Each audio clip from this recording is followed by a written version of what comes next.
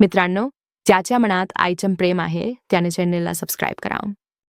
मी एका खाजगी कंपनीमध्ये नोकरी करत होतो. खाजगी कंपनीमध्ये इतकं जास्त काम असायचं की स्वतःला किंवा घरातल्यांना जास्त वेळ देता येत नव्हता, परंतु तरी देखील त्यात मी थोडा वेळ माझ्या घरातल्यांना देत होतो. माझा पगार इतका काही जास्त नव्हता, तरी देखील उन्हाळ्याच्या दिवसांमध्ये मी घरातल्या लोकांची वाईट अवस्था पाहून घरी एक एसी लावला होता. एसी लावल्यानंतर सर्वांना बरं वाटलं होतं. एका मोठ्या खोलीत पूर्ण घर एसी लावून अगदी आरामात झोपत होतं. आम्ही घरात एकूण 5 जण राहत होतो. माझ्या वडिलांचं खूप वर्षांपूर्वी निधन झालं होतं. त्यावेळेस घरामध्ये माझ्याशिवाय 2 लहान बहीण भाऊ, माझी आई आणि माझी बायको असे राहत होतो. माझ्या आईने खोलीमध्ये गालीच्या अंथरून जागा तयार केली होती. दिवसभर मी कामावर असायचो आणि जेव्हा रात्री परत यायचो तेव्हा माझे बहीण भाऊ आणि आई खोलीमध्ये उपस्थित असायचे आणि माझी बायको बाहेर घरातलं काम करत असायची. काही दिवस मी ते सर्व काही अगदी शांतपणे पाहत होतो, परंतु त्यानंतर मला असं जाणवू लागलं जणू काय माझ्या बायकोवर अन्याय होत आहे. माझ्या घरातले स्वतः थंड खोलीमध्ये राहत होते आणि माझ्या बायकोला गरमीमध्ये एकटीला ठेवलं होतं. खरं तर तिचं वय खूप कमी होतं, तरी देखील अगदी खूप छान पद्धतीने पूर्ण घर सांभाळायची. मला आश्चर्य वाटायचं की माझी प्रेमळ आई आणि सगळ्यांसोबत न्यायाने वागणारी माझी आई माझ्या बायकोवर इतका अन्याय का करत होती. एके दिवशी मी माझ्या आईसमोर माझ्या बायकोला थांबवलं आणि तिला बोलू लागलो, तू दिवसभर उन्हात काम का करत राहतेस? जोपर्यंत बाहेर गरमी आहे तोपर्यंत तू या थंड खोलीत थांबत जा, नाहीतर आजारी पडशील. आईच्या समोर हे सर्व बोलण्याचा माझा हाच हेतू होता की आईला लाजवू नये आणि आईला याची जाणीव करून द्यावी की मी सर्व काही पाहत आहे आणि मला हे आवडत नाही. परंतु मी हैराण तेव्हा झालो जेव्हा माझ्या त्या बोलण्यावर लगेचच माझ्या आईने माझ्या बायकोच्या कमी बुद्धीवर आणि हट्टीपणावर नाराज व्हायला सुरुवात केली आणि बोलू लागली, ही अशीच मंदबुद्धी आहे, जेव्हा एसी लावून खोली थंड करतो तेव्हाही उठून सगळी काम करू लागते. विचित्रच बाई आहे ही, तिला गरम देखील होत नाही, अजिबात ऐकत नाही, कान बंद करून काम करत राहते वगैरे वगैरे. मी माझ्या बायकोकडे पाहिलं तेव्हा ती शांतपणे मान खाली झुकवून बसलेली होती. तिने मला किंवा माझ्या आईला काहीच उत्तर दिलं नाही. खरं तर ती इतकी शांत आणि उत्तर न देणारी मुलगी नव्हती. ती खूप काही बोलायची आणि माझ्यासोबत खूप बोलायची देखील आणि बऱ्याचदा वेगवेगळ्या मुद्द्यावर माझ्यासोबत वाद देखील घालायची. माझ्या सासूचा मृत्यू काही वर्षांपूर्वी झाला होता, ज्यामुळे लग्नानंतर माझी बायको माझ्या आईची खूप काळजी घेत होती आणि तिला आईचा दर्जा देत होती. परंतु आज माझ्या बायकोचं असं गप्प राहणं मला खटकत होतं. मला वाटलं कदाचित ती माझ्या आईला असं उद्धटपणे उत्तर देऊ इच्छित नाही, त्यामुळे तिच्या बोलण्यावर गप्प आहे. मी बायकोकडे अगदीच गांभीर्याने पाहत बोलू लागलो, या हट्टीपणाचं कारण काय आहे? तुला कोणी खोलीत येण्यापासून अडवलं आहे का? की तुला वाटतं की एसी फक्त आम्ही आमच्यासाठीच लावला आहे? माझ्या त्या प्रश्नावरती अगदीच हडबडून मला पाहू लागली. माझी आई एकदम गप्प झाली होती. नक्कीच तिला माझं पहिलं वाक्य अजिबात आवडलं नव्हतं, परंतु ती मला काहीच म्हणाली नाही आणि मला माझ्या बायकोच्या काळजीपोटी ही गोष्ट जाणवलीच नाही की मी काहीतरी चुकीचं बोललो आहे. माझी प्रश्नार्थक नजर माझ्या बायकोवर खेळली होती तेव्हा माझी बायको माझ्यापासून तिची नजर चोरू लागली आणि उलटसुलट पाहणे सांगू लागली. मी वारंवार तिला विचारलं नंतर आई अचानक असं काही बोलली की मी अगदीच घाबरलो. ती माझ्या बायकोला म्हणाली, जर तुला आमच्या सोबत एका खोलीमध्ये झोपायला आवडत नसेल तर आम्ही दुसऱ्या खोलीत झोपायला जातो. आईच्या त्या बोलण्यामुळे मी जरा टेन्शनमध्ये आलो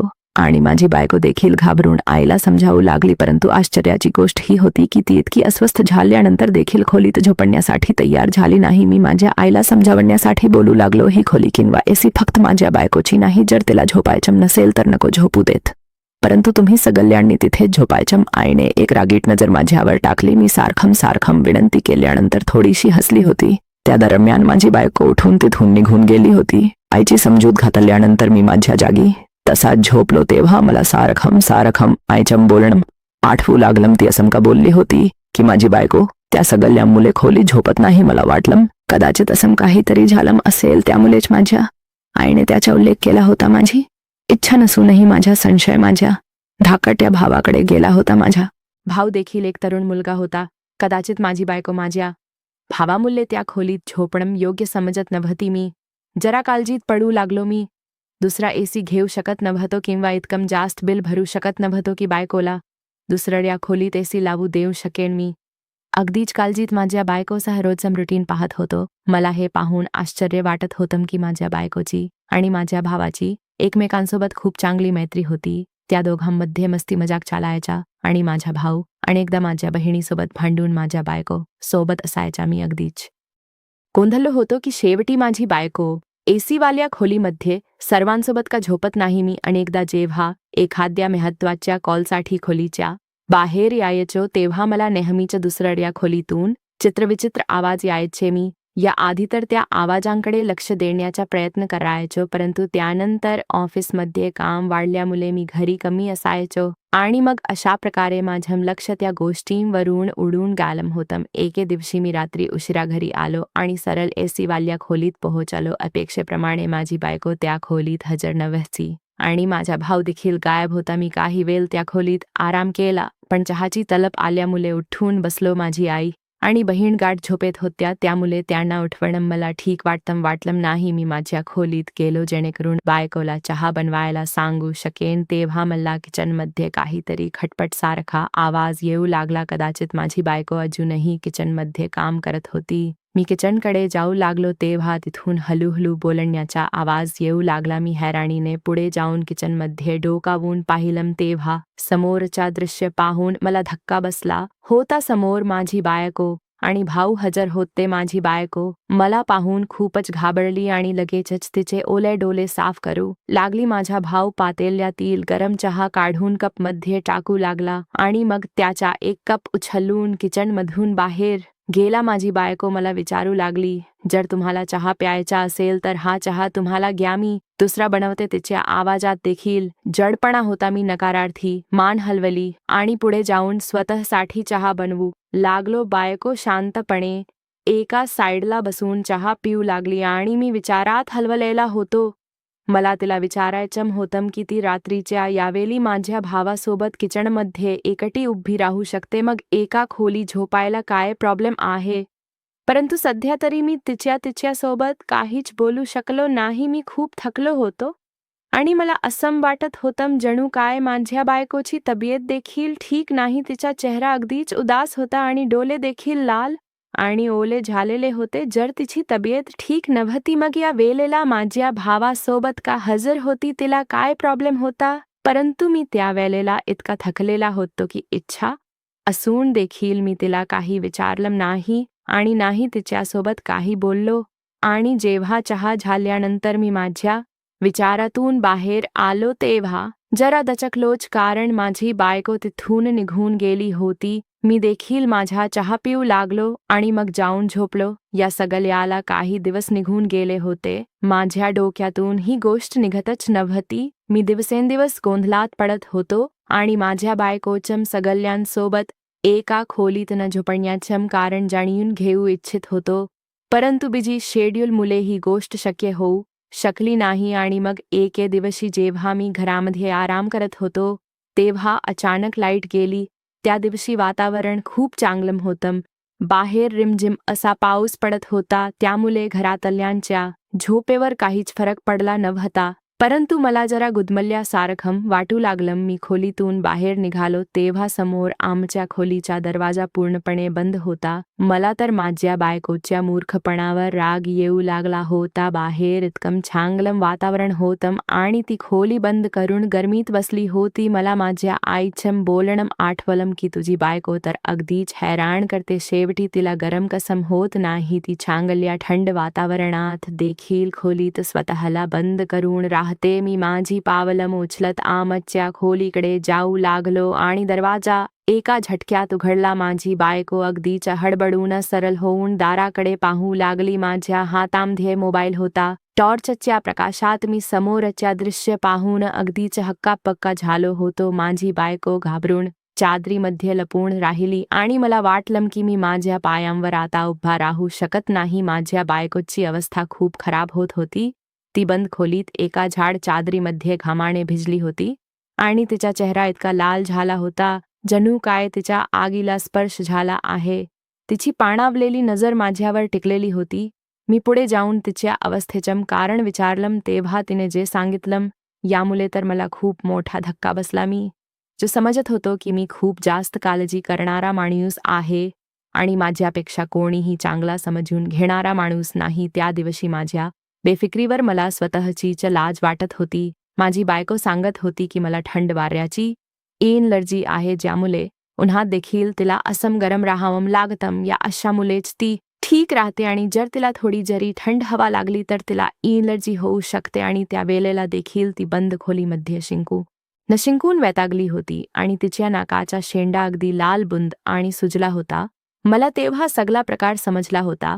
ती खोलीमध्ये बंद राहून नेहमी अशीच शिंकत राहायची आणि जेव्हा तिला कोणाची तरी उपस्थिती जाणवायची तेव्हा तो शिंकण्याचा आवाज दाबण्याचा प्रयत्न करायची, ज्यामुळे तिचं नाक आणि घसा दुखू लागायचा. मी त्या आवाजांवर नेहमीच दचकायचो, परंतु कधीही मी माझ्या बायकोकडे जाऊन तिची अवस्था विचारली नव्हती. तिचं एसी रूममध्ये न झोपणं यामुळे माझ्या मनात संशय निर्माण होत होता आणि याच संशयामुळे मी प्रत्येक व्यक्तीबद्दल आणि प्रत्येक कारणावरून स्वतःच्या मनामध्ये गैरसमज निर्माण करत राहिलो.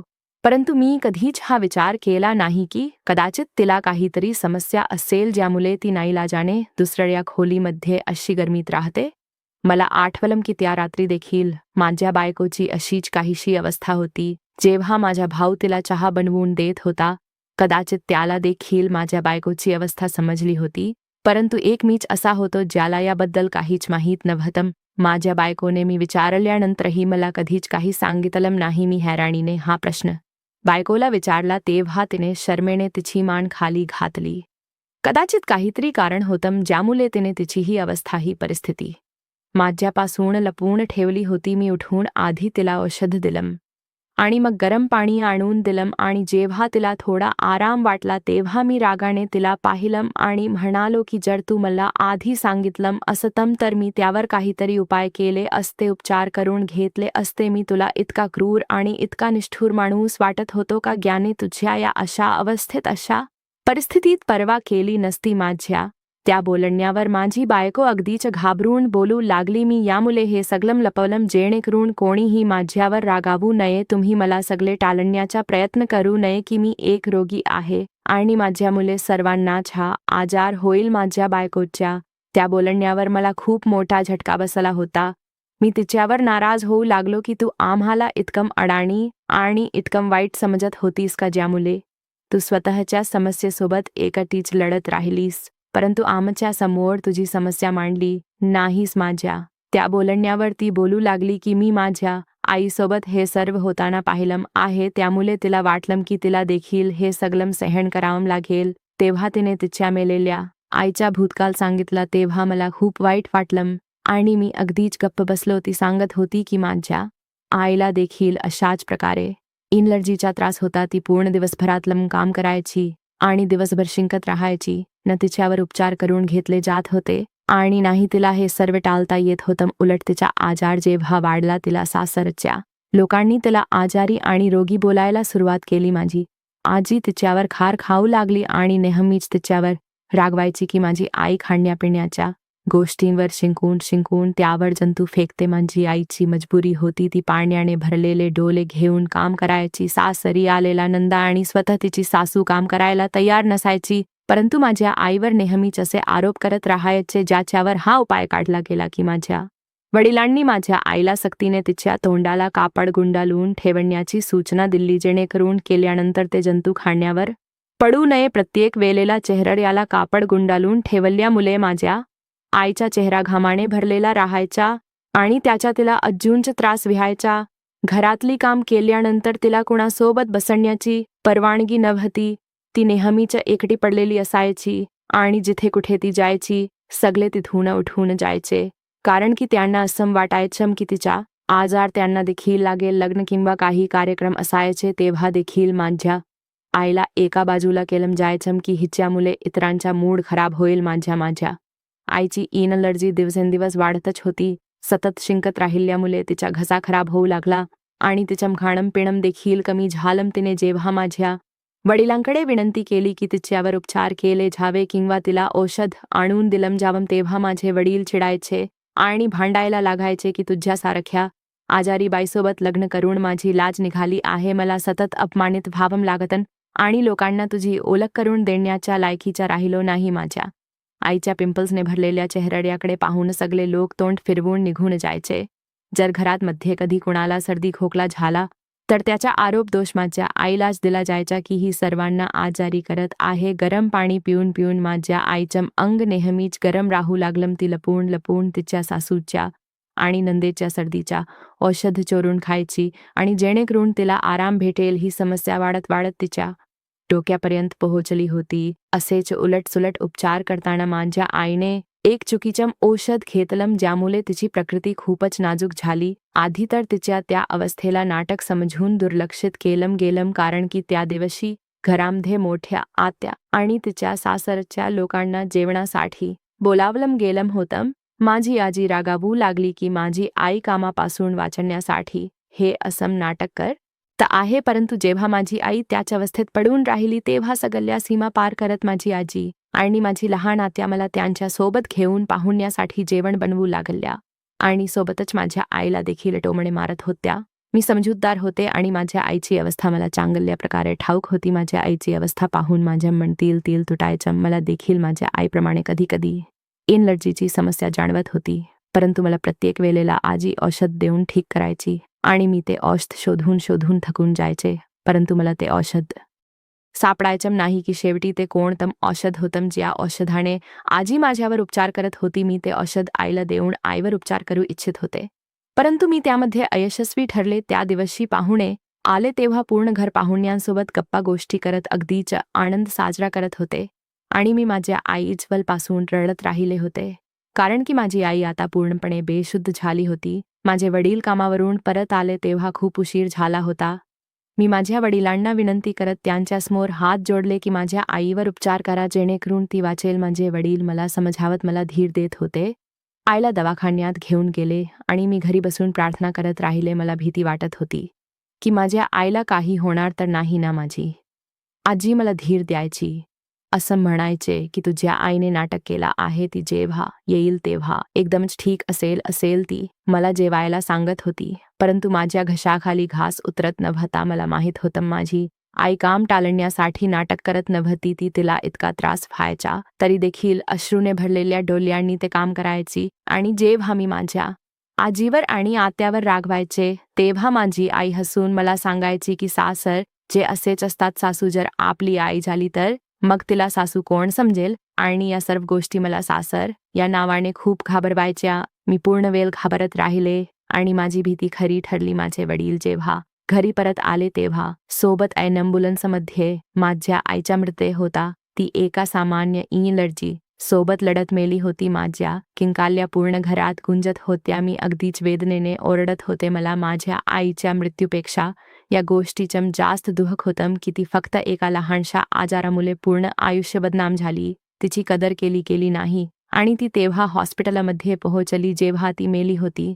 माझे वडील पुढे आले तेव्हा मी त्यांची कॉलर पकडली. मी किंचाळत बोलू लागले की तुम्ही पूर्ण आयुष्य माझ्या आईला आजाराने ग्रासलेलं पाहिलं आणि तिने बनवलेलं जेवण जेवत राहिलात परंतु कधीही तिच्यावर उपचार करण्याचा प्रयत्न केला नाहीत. मी प्रश्न विचारत होते की आई बहिणीची काळजी घेणारा पुरुष स्वतःच्या बायकोसाठी असे दगडाच्या काळजाचे का होतात. बायको माणूस नसते का की ती विकत घेतलेली गुलाम किंवा निर्जीव मूर्ती असते जिला वाईट अवस्थेत ठेवून फक्त आणि फक्त तिच्याकडून स्वतःचं काम पूर्ण करून घेतलं जातं. मी पाहुण्यांचा विचार केला नाही. आईच्या अशा मृत्यूने माझी शुद्ध हरपली होती. माझ्या या शब्दांवर लोक अगदी हक्काबक्का होऊन मला पाहत होते तेव्हा माझी आजी आणि माझी आत्या मला खेचत खोलीत घेऊन गेले आणि सर्वांना सांगू लागल्या की आईच्या मृत्यूमुळे तिला मोठा धक्का बसला आहे आणि हेच खरं होतं. मी वेडी झाले होते. आईच्या अंत्यसंस्कारानंतर आणि काढल्यानंतर देखील मी हे असंच नेहमी बोलत राहायचे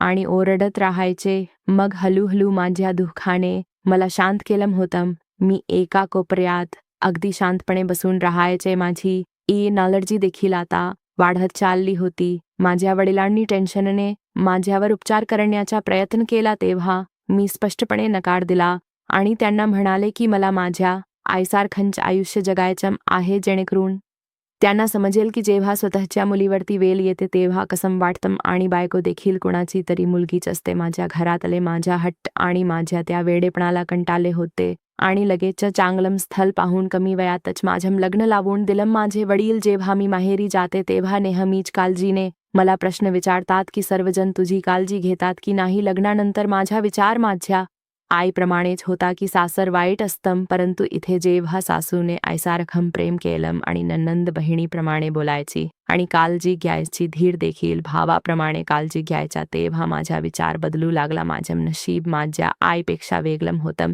परंतु तरीही मला भीती होती की कदाचित प्रत्येक जण यामुळे चांगला आहे की माझ्या एलर्जीबद्दल त्यांना माहीत नाही. मला भीती वाटत होती की जर माझ्या एलर्जीबद्दल सगळ्यांना समजलं तर माझ्या आईप्रमाणे मला देखील इतरांपेक्षा वेगळं ठेवलं जाईल. माझी बायको तिची दुःखी कहाणी सांगून शरमेने मान खाली झुकवून बसली होती. माझे डोळे माझ्या सासूच्या भूतकाळ ऐकून पाणावले होते. मला माझ्या कुटुंबाचा अभिमान वाटू लागला. माझ्या भावाला जेव्हा माझ्या बायकोच्या अवस्थेबद्दल समजलं तेव्हा तो तिची काळजी घेऊ लागला आणि तिला औषध देखील आणून द्यायचा आणि माझ्या बायकोच्या भीतीमुळेच त्याने आम्हा सर्वांना हे सांगितलं नव्हतं. मी माझ्या बायकोला डॉक्टरकडे घेऊन गेलो. माझ्या आईला आणि बहिणीला जेव्हा हे जलम तेव्हा त्या देखील माझ्या बायकोची काळजी घेऊ लागल्या आणि आधीपेक्षा जास्त लक्ष देऊ लागल्या. हिवाळा सुरू होताच माझ्या आईला पहिली काळजी माझ्या बायकोची असायची. मला आनंद वाटत होता की माझ्या घरातले एलर्जीला आजार समजत नाहीत. आपल्याला